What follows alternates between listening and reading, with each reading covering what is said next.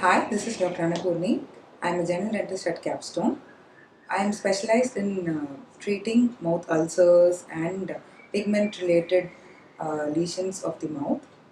And in recent past, I've seen a patient which was a very interesting story that I wanted to discuss with you. There was a patient from Pune.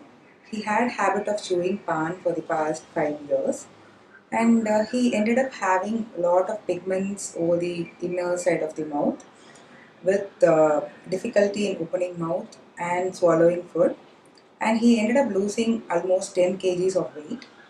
And when he went to an oncologist, he went for some chemotherapy. So chemotherapy generally burns the soft tissues, that is the inner side of the cheek. So that led to thickening of the cheek tissues, and that ended up in restricting his mouth opening to almost one finger breadth. So that is almost like 5 millimeter, whereas a normal mouth opening is 35 millimeter. So he was very stressed out that he couldn't even eat his favorite food like dosa or curd rice, because that gave him severe burning sensation. And eventually he ended up losing his overall general health also. So we started him on tongue blade therapy, that is ice cream sticks. We stack it at 10 to 15 sticks in between their teeth, and slowly with all those topical ointments, he could open his mouth up to 19 millimeter in 3 weeks to 4 weeks time.